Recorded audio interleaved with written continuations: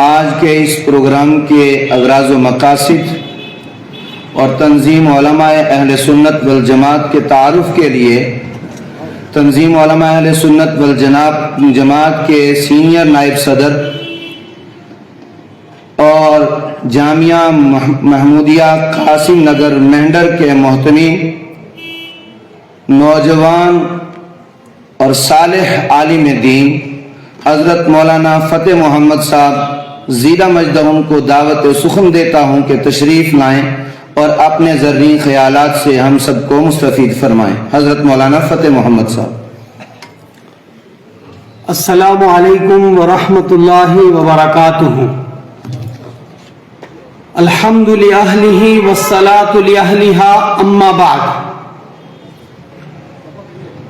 آج کے اس پروقار اجلاس کے صدر محترم مختلف مذاہب سے وابستہ مذہبی رہنما، سیاسی، سماجی، صحافتی برادری میں اپنا نمایاں مقام رکھنے والے تشریف فرما حضرات اور نوجوانان ملت،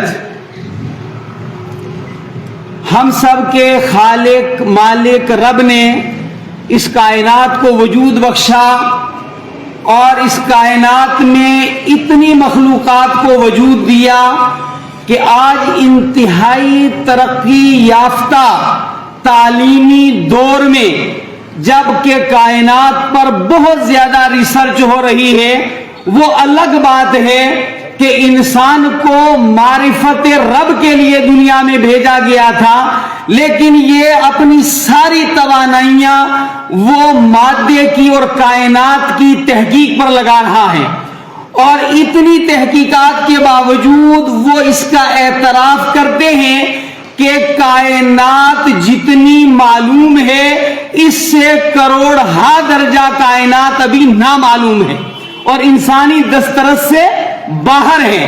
لیکن اس ساری مخلوقات میں دولہا کا مقام رکھنے والا وہ حضرت انسان ہے، جس کو خود مالک کائنات نے کہا وَالتِّينِ وَالزَّيْتُونِ وَطُورِ سِينِينِ وَهَذَا الْبَلَدِ الْأَمِينِ لَقَدْ خَلَقْنَا الْإِنسَانَ فِي أَحْسَنِ تَقْوِيمٍ، کہ ہم نے اس ساری کائنات کا سرتاج انسان کو بنایا ہے، اور اس مالک کا شکر ہے کہ ہمارے مذاہب الگ ہو سکتے ہیں، ہماری زبانیں الگ ہو سکتی ہیں، ہمارے علاقوں کی وابستگی الگ ہو سکتی ہے، لیکن ہمارے درمیان انسانی وحدت ہے۔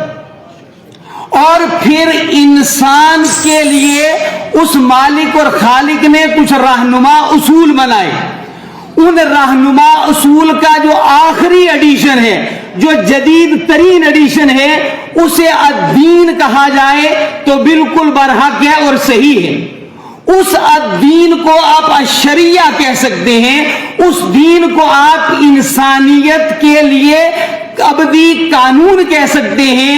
اس قانون کا مقصد کیا ہے وہ میں آپ کے سامنے رکھنا چاہتا ہوں۔ مقاصد شریعت 5 ہیں۔ ایک مقصد ہے کہ انسان کے نظریات کی حفاظت، دوسرا مقصد الدین کا ہے انسان کی جان کی حفاظت، تیسرا مقصد الدین کا ہے انسان کے مال کی حفاظت، چوتھا مقصد اس قانون کا ہے انسان کی عفت، عصمت، حیا کی حفاظت، اور پانچواں مقصد الدین کا یہ ہے کہ انسانوں کی عقل کی حفاظت۔ یاد رکھیں کہ انسان جتنی بھی ترقیات کرتا ہے وہ مرہون منت ہے عقل کی۔ اب یہ بات میں تمہیداً عرض کرنے کے بعد آپ سے کہوں گا کہ آج کے ہمارے اس اجلاس کا عنوان ہے منشیات، معاشرتی بگاڑ، اسباب اور اس کا حل۔ سب سے پہلی بات یہ ہے کہ انسانیت کی کامیابی کے لیے جو 5 بنیادی چیزیں ہیں، نظریے کی حفاظت، جان کی حفاظت، مال کی حفاظت، عفت عصمت کی حفاظت اور عقل کی حفاظت، منشیات وہ اژدہا ہے جو ان پانچوں کو جو ہے وہ نگل جاتا ہے. اگر میں چونکہ میں اسلامیات کا طالب علم ہوں تو اسلامیات کے اس سے بات کروں تو رحمت دو عالم صلی اللہ علیہ وسلم نے فرمایا لا یشرب شاربوہا حین یشرب وہو مومن، کہ جب وہو مومن، کہ جب ایک آدمی نشے کی حالت میں ہوتا ہے وہ اس وقت اپنے نظریے سے محروم ہو چکا ہوتا ہے، اور اگر حالت نشہ کے اندر اسے موت آتی ہے تو گویا وہ اپنے عقیدے، نظریے، ایمان سے محروم ہو کر ہمیشہ ہمیشہ برباد ہو گیا، ناکام ہو گیا. دوسری بات کہ جان کی حفاظت، نشہ وہ وبا ہے، وہ اژدہا ہے کہ جو وقت سے بہت پہلے اس میں مبتلا ہونے والے انسان کو سینکڑوں نہیں ہزارہا عیوب اور بیماریوں کا مجموعہ بنا کر کے رکھ دیتا ہے. اور حیا کا جہاں تک معاملہ ہے، انسان کبھی اپنی عزت کے تحفظ کے لیے اپنے مال کو بھی داؤ پر لگا دیتا ہے، اپنی جان کو بھی داؤ پر لگا دیتا ہے. اور آئے دن آپ دیکھتے ہیں، اور ہر وہ انسان جو اپنی عفت کی حفاظت کے لیے، اپنی حیا کی حفاظت کے لیے، اپنی عصمت کی حفاظت کے لیے جان کو قربان کر دیتا ہے، مال کو قربان کر دیتا ہے، رہتی دنیا اسے جو ہے وہ سلام عقیدت پیش کرتی ہے. تو حیا کا یہ معاملہ ہے. میں توجہ چاہوں گا کہ ہماری نسلیں کس طرف جا رہی ہیں. اس سلسلے کے اندر ایک واقعہ بیان کروں گا. شیخ مشعل عتیبی ایک ورلڈ لیول کے سکالر ہیں. انہوں نے ایک کتاب لکھی ہے قصص من ابکتنی، کہ وہ قصے جنہوں نے مجھے رلا دیا. ان قصوں میں وہ ایک واقعہ نقل کرتے ہیں جس کا خلاصہ میں آپ کے سامنے بیان کرتا ہوں. شیخ مشعل عتیبی کہتی ہیں، عنوان قائم کرتے ہیں ایک نوجوان کا، کہ اس نوجوان نے یہ عنوان قائم کیا جس کا ترجمہ یہ ہے کاش میں وہاں نہ رکا ہوتا. ایک نوجوان کہتا ہے کہ ہم 7 بہن بھائی تھے، اور یہ حقیقت ہے، کوئی افسانہ نہیں. 7 بہن بھائیوں میں سے میں دوسرے نمبر پر تھا. مجھ سے بڑی میری بہن سارا نامی تھی، اور ہم دونوں اپنے کالج کے اندر، اسکول کے اندر بہترین طالب علم شمار ہوتے تھے. کھاتے پیتے گھرانے سے تھے. وہ کہتا ہے کہ میری تمنا تھی میں انجینئر بنوں، میری مدر کی تمنا یہ تھی کہ میں پائلٹ بنوں، میرے والد صاحب یہ چاہتے تھے کہ میں پی ایچ ڈی کروں، ڈاکٹریٹ کروں، دنیا کا بہترین سکالر کہلاؤں. وہ کہتا ہے کہ میں ہر روز شام کے وقت اپنے دوستوں کے درمیان میں بیٹھتا تھا، اور میرے والد صاحب کے آفس سے گھر آنے کا جو وقت ہوتا تھا اس وقت سے پہلے میں گھر پہنچ جاتا تھا. ایک دن جب رات کے 11 بجنے کے قریب تھے تو میں نے کہا کہ میرا ٹائم ہو گیا، اب میں چلوں گا گھر کو، والد صاحب آنے والے ہوں گے. تو میرے دوستوں نے کہا تھوڑا رک جا. اسی کو وہ کہتا کاش میں وہاں نہ رکا ہوتا. جب میں وہاں رکا اور دوستوں نے بٹھایا زبردستی، تو ایک دوست نے چائے کے کپ میں کچھ مجھے دیا، اور وہ دے کر کے جب میں نے وہ پیا، پینے کے بعد میں مدہوش ہو گیا. ایک سرور مجھے مل گیا، اور اس سرور کے ملنے کی بات کے بعد جو ہے میں گھر گیا، اور دوسرے دن میں نے دوستوں سے کہا کہ آپ نے کیا مجھے پلایا تھا، بہت سرور حاصل ہوا. تو اس نے کہا کہ مجھے بھی پتہ نہیں، میرا ایک دوست روزانہ اس طرح ٹیبلٹ ڈالتا ہے چائے میں اور وہ پیتا ہے، تو ہم نے دیکھا، ہم بھی دیکھے کیا ہے. ہم نے اس کو سمجھایا کہ ایسا نہیں کرنا. قصہ بڑا لمبا ہے. اس کے بعد ہم نے مطالبہ کیا دوسرے دن کہ وہ دوبارہ مجھے وہی چیز پلاؤ. پہلے ہم ہفتے میں ایک دن پیتے اور کہتے کہ آج آخری ہفتہ ہے، آئندہ ہفتہ ہم ایسا نہیں کریں گے. کرتے کرتے ایک ہفتے سے جو ہے وہ ہفتے میں 2 دن 4 دن اتنی ہمیں لت پڑ گئی کہ اب وہ جو ہماری کالج میں ابھرتی ہوئی امیدیں اور تمنائیں تھیں ان کو بیک گیئر لگ گیا. اور اس کا علم میری بہن کو ہوا. ایک دن جب میں گھر پہنچا اور میری بہن نے مجھ سے معلوم کرنا چاہا کہ بھائی جان آپ کیا استعمال کرتے ہیں، اور میں نے اس کو سمجھایا بجھایا. جب وہ زیادہ آڑ بننے لگی میرے درمیان تو ایک دن میں نے سوچا کہ مجھے اس کا بھی علاج کرنا چاہیے. میں گھر میں بیٹھا ہوا تھا, میں نے کہا بہن چائے لاؤ, دونوں مل کر کے چائے بھی پیتے ہیں, بات چیت بھی کرتے ہیں کچھ. تو وہ 2 کپ چائے لائی, اور چائے لانے کے بعد جب اس نے ٹیبل پر رکھی تو میں نے کہا ذرا پانی کا گلاس لے آؤ. وہ پانی کا گلاس لینے کے لیے گئی تو میں نے اس چائے کے اندر بھی ٹیبلٹ ڈال دی, اور اس کو وہی سرور حاصل ہوا جو مجھے پہلی مرتبہ حاصل ہوا تھا. اس کے بعد اس کی طرف سے بھی مطالبہ شروع ہوا, کرتے کرتے یہاں تک کہ ہم دونوں جو ہیں وہ گھر کی بربادی اور زوال کی طرف تیزی کے ساتھ چلنا شروع ہو گئے. جب ہم نے چوری کے ذریعے دوستوں رشتہ داروں سے بھی پیسے لے کر تنگ پڑ گئے, اور ایک دن شدت سے میری بہن نے یہ مطالبہ کیا کہ بھائی جان وہ مشروب پھر پلائیں, کہیں سے پیسے کا انتظام کریں. تو وہ کہتا ہے کہ میں بہت سوچ کر ایک دوست کے پاس گیا, اس کے سامنے میں نے مطالبہ رکھا. جب میں نے اپنا مطالبہ رکھا تو اس نے کہا کوئی بات نہیں, یہ باتیں آپ بیان کیے بغیر چارہ نہیں. ماہرین اطباء نے لکھا ہے کہ نشے کے اندر مبتلا بندے کی حس, اس کی فیلنگ جو ہے وہ 92% ختم ہو جاتی ہے. اس کو کوئی نفع نقصان سے لینا دینا نہیں. اس کے پاؤں پر جو ہے وہ والدہ کے آنسو گرے, اس کو کوئی اس کی پرواہ نہیں ہوتی. کہنے لگے جب میں گیا اور میرے سامنے اس نوجوان نے کہا کہ میں تمہیں پیسے دوں گا اس شرط پر کہ تم اپنی بہن کو میرے پاس لاؤ, میں اس کے ساتھ کچھ وقت گزاروں گا. کہنے لگے میں سنتے ہی میں نے اس کا گریبان پکڑا اور میں نے کہا دوبارہ یہ جو ہے الفاظ اگر تم نے منہ پر لائے تو تمہاری زندگی سے تم ہاتھ دھو بیٹھو. چنانچہ وہ کہتا ہے میں واپس آ گیا, لیکن نشے کے تقاضے نے مجھے پھر تنگ کیا, اور وہ وقت آیا منحوس وقت کہ میں اپنی بہن کو لے کر اس کے پاس گیا. اور میں جب وہاں پہنچا تو اس نے مجھے کسی کام کے بہانے سے 1 گھنٹے کے لیے باہر بھیج گیا.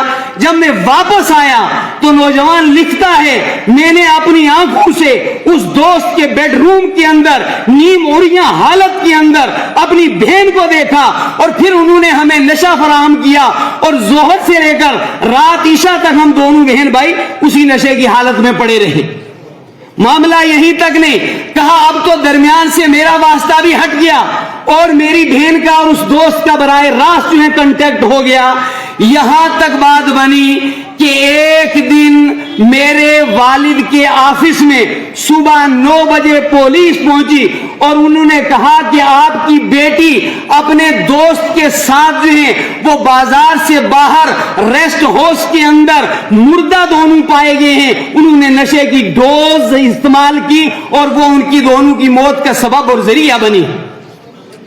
نوجوان لکھتا ہے جب یہ خبر میرے والد کو ہوئی تو میرے والد کی جو ہے تھوڑے ہی وقفے سے اس صدمے کے اندر موت ہو گئی, اور میری والدہ نے جب یہ سنا تو یہ آپ سننے کے بعد موت تک میری والدہ بات نہیں کر سکی, بہتر سے بہتر علاج معالجہ ہونے کے باوجود.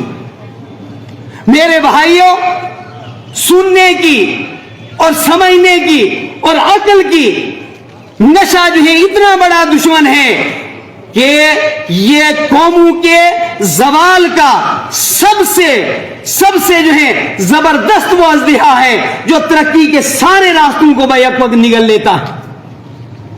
جو آباء و اجداد محنت کی کمائی کرتے ہیں, کوڑیوں کے بھاؤ جو ہے وہ اسے فروخت کرتے ہیں اور انہیں اس کا کوئی احساس نہیں ہوتا. نشے کی وجہ سے نوجوان جو ہے گھروں کے اندر جو جھگڑے ہوتے ہیں, اور خالق کے کائنات رب کائنات ہم سب کے مالک نے اس کی طرف توجہ دلائی ہے کہ انسانوں نشے کے ذریعے شیطان جو انسانیت کا ازلی دشمن ہے وہ تمہارے درمیان جھگڑے پیدا کرنا چاہتا ہے, فسادات پھیلانا چاہتا ہے, اور طلاقوں کی نوبت جو ہے وہ بڑھ جاتی ہے. نشہ کر کے شوہر اپنی بیویوں کے ساتھ اس حد تک گزر جاتے ہیں کہ گالیاں، بکواس، بے حیائی اور اندھا دھند ان کو زد و کوب کرنا. میرے بھائیوں، یہ نشہ وہ وبا ہے، اور آج سے کچھ عرصہ پہلے کی WHO کی رپورٹ کے مطابق دنیا کے اندر 2 ارب لوگ اس کے اندر ملوث ہیں.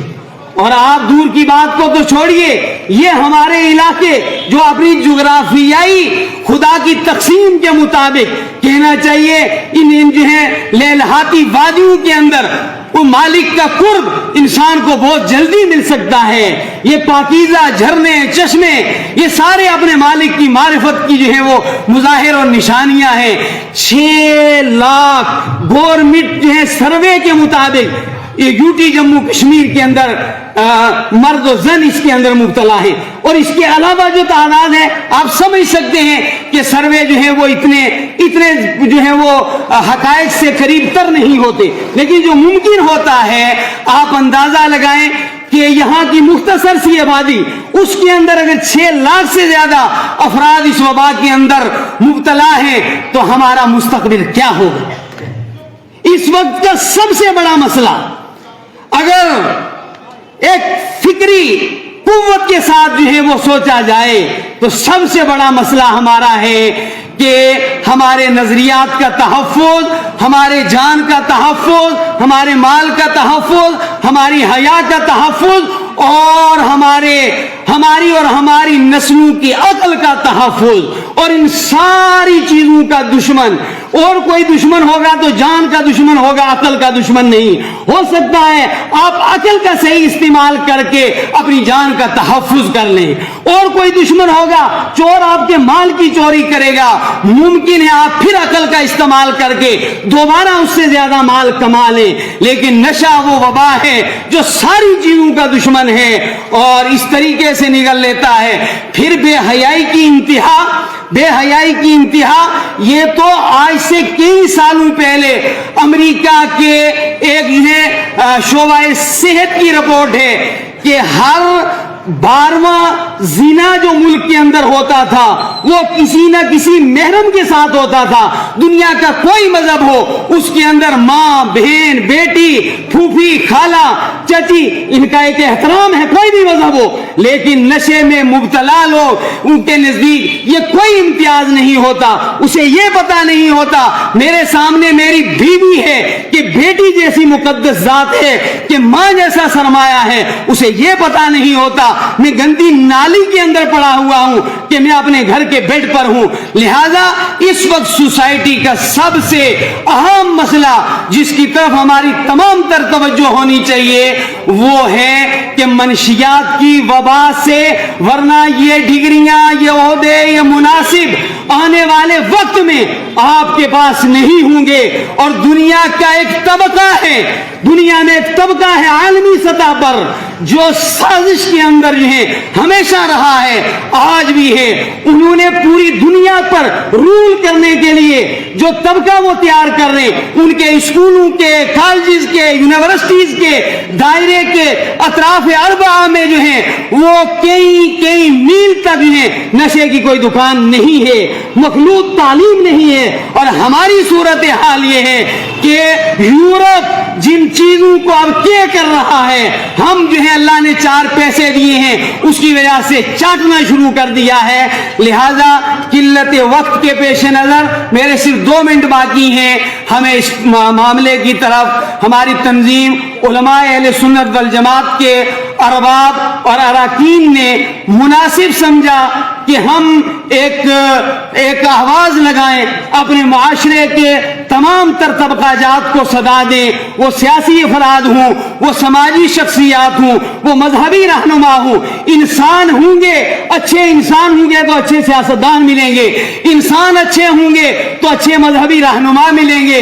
انسان اچھے ہوں گے تو سماج کی اچھی رہبری ہوگی. جب انسانیت ہی ختم ہو گئی، سبھی کچھ ہو رہا ہے. اس ترقی کے زمانے زمانے میں سبھی کچھ ہو رہا ہے، اس ترقی کے زمانے میں نت نئی جماعتیں وجود میں آ رہی ہیں، مکاتب ہائے فکر پھل پھول رہے ہیں، سبھی کچھ ہو رہا ہے، نئی نئی بلڈنگیں، بازار، مارکیٹیں، کالجز، یونیورسٹیز وجود میں آ رہے ہیں، سبھی کچھ ہو رہا ہے اس ترقی کے زمانے میں، مگر کیا غضب ہے کہ آدمی انسان نہیں ہوتا۔ میں تمام مذہبی رہنماؤں، سیاسی رہنماؤں اور سماجی قیادت، صحافتی برادری سے گزارش کروں گا، آئیے وقت کے تقاضے کو سمجھیں اور ہم یک رخ ہو کر کے نشے کی لعنت سے اپنے سماج کو پاک کرنے کی طرف قدم بڑھائیں۔ جب مل جل کر قدم اٹھے گا تو یقیناً وہ مؤثر ہوگا۔ اللہ حافظ۔ ماشاءاللہ، کروڑ مبارک۔ یہ تھے حضرت مولانا فتح محمد صاحب جو ہماری تنظیم علماء اہل سنت والجماعت کے سینئر نائب صدر تھے۔